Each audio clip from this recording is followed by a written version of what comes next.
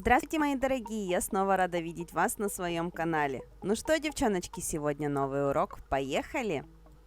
Итак, мы с вами видели маникюр на эти ручки. И как я вам уже говорила ранее, зря я это сделала до того, как выложила материал.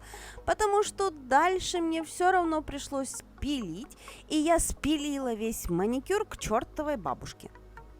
А поскольку у клиентки еще очень нежная, очень чувствительная кожа, она реагирует буквально на каждое прикосновение, то, соответственно, мы ей в хлам раскромсали руки.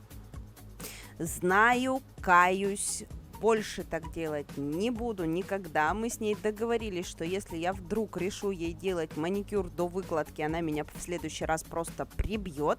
Я ей это разрешила, поэтому мы с ней остановились именно на этом моменте. Итак, переходим к выкладке материала. Поскольку у нас все готово, праймер базу мы с вами только что нанесли, вы это видели, переходим сразу непосредственно к выкладке. Выкладывать будем при помощи полигеля. И в данном случае, когда муж собирал этот ролик, у него было куча вопросов, как так, что я здесь делала. Потому что в этой работе мы один пальчик, мизинчик выкладываем просто полигелем. Указательный пальчик у нас поломанный, мы его наращивать будем на нижнюю форму. Дизайн мы будем делать при помощи верхних форм. В общем, все виды материалов, которые только есть у нас в работе, все были использованы. Итак, классическим образом выкладываем полиматериал таким видом, чтобы его было практически не пилить, но на самом деле пилить я, конечно же, опять же буду, как я вам уже говорила. На основные пальчики мы решили сделать битое стекло. Берем стекло, бьем его, на самом деле, если вы знаете, это, конечно же, тоненькая пленочка, полупрозрачная, с очень красивым переливчатым эффектом. Мы нарезаем ее тоненькими кусочками, и именно эти кусочки будем укладывать в аквариум наших ноготков.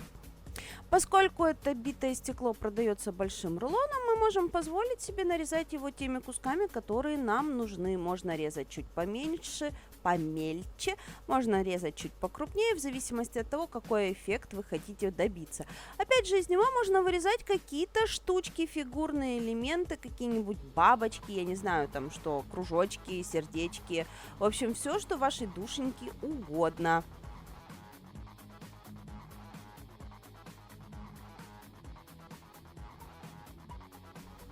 Теперь приступаем к выполнению непосредственно аквариума на верхних формах. Итак, берем форму, очень-очень тоненько наполняем ее прозрачным материалом. В мокрый прозрачный материал укладываем все наши готовые элементы. В данном случае это у нас битое стекло и немножечко еще не блестящих блестюшек. В общем, какие-то такие штуки мне под руку попались, их тоже пихаем в аквариум. В данном случае, как обычно, я очень сильно увлеклась и залезла головой в камеру, но, в принципе, мои рыжие волосы вам уже давным-давно знакомы, поздоровайтесь, давно не видели. Итак, выкладываем, утаптываем, дальше на капельку базового геля выкладываем те неблестящие штучки, о которых я вам говорила. Получается что-то вот такое вот интересное. Дальше буквально секундочку прихватываем все это безобразие в лампе, чтобы оно у нас не двигалось, и закладываем всю оставшуюся форму камуфлирующим материалом. Далее нашу формочку прикладываем к ногтю, смотрим за тем, чтобы у нас было хорошее размещение. Здесь делаем себе поправочку на то, чтобы нужно было поставить немного дальше от кутикулы, потому что слишком вплотную я это сделала. И именно из-за этого я потом распилила всю кутикулу клиентки, потому что пришлось возле кутикулы много работать. Если бы я поставила форму чуть-чуть дальше, то такого бы не случилось. Ну и как бы там кто ни говорил, верхние формы требуют минимального опила. С минимальным опилом у меня тоже не все гладко получается. Мне все равно хочется попилить. Мне все равно хочется немножечко переместить апекс в то место, в которое я считаю нужным. Мне все равно кажется, что недостаточно материала именно в апексе. Он слишком размазанный для меня выглядит. Поэтому я собираю материал не только возле кутикулы боковых валиков, но и по кончику ноготка тоже, для того, чтобы передвинуть основную массу материала ближе на ногтевое ложе. В общем, выпиливаем наши ноготочки, стараемся таким образом, чтобы максимально не травмировать клиентку, но, как я говорила, не в этот раз. Кстати, еще стараемся сделать таким образом, чтобы максимально не спилить аквариум, потому что он у нас лежит практически под самым верхом. У нас очень-очень тоненький слой прозрачки, и кое-где те элементы, которые мы закладывали, конечно же, немножечко вылетают. Это в основном находится со стороны боковых валиков, со стороны боковинок ногтя, откуда я материал двигаю больше в центр. Но поскольку эти пальцы мы потом все равно будем еще зарисовывать, поэтому сильно не обращаем на это внимания. Просто делаем для себя пометочку, что дизайн мы будем располагать в вертикальной композиции по бокам ногтя.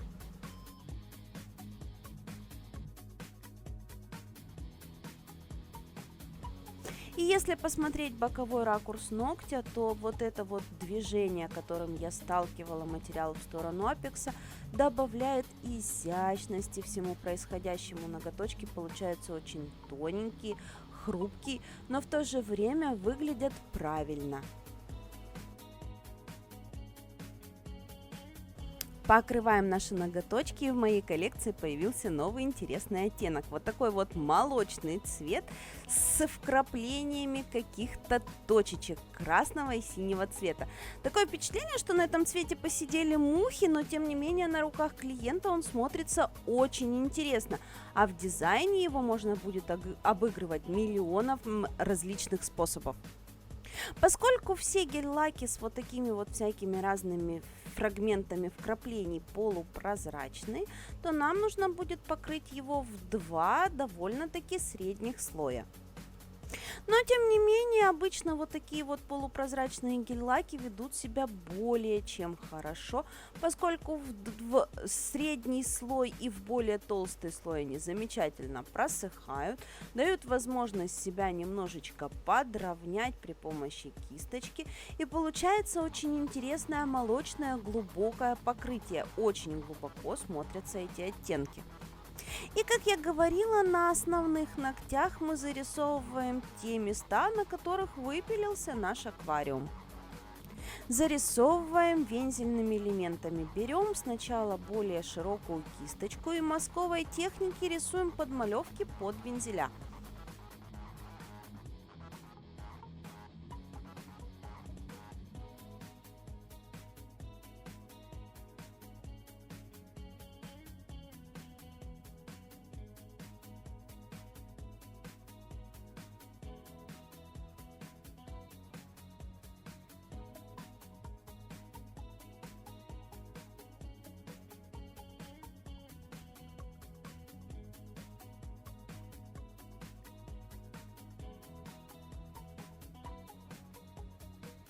Ну а теперь тонкой кистью белой краской заканчиваем наши вензельные элементы, доводим их до ума. То есть получается подсвечиваем какую-то часть и добавляем мелочух на фон. У нас получаются вензеля и мазковые, и тоненькие. В общем, одна рука у этой клиентки у нас получилась очень осенняя, с красивыми осенними цветочками, а вторая получилась довольно-таки зимняя, потому что вот это вот голубое битое стекло, эти вензеля, такое впечатление, как будто изморозь на окошке. В общем, выглядят как будто ногти снежной королевы.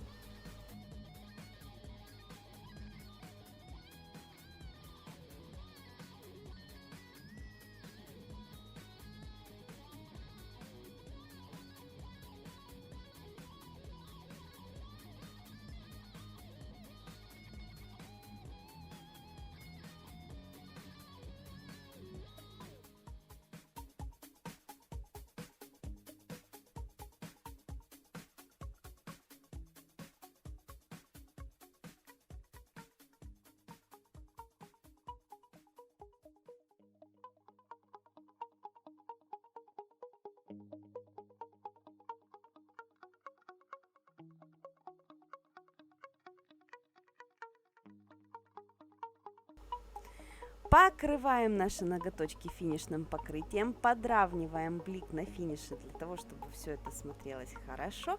И на этом работа наша готова.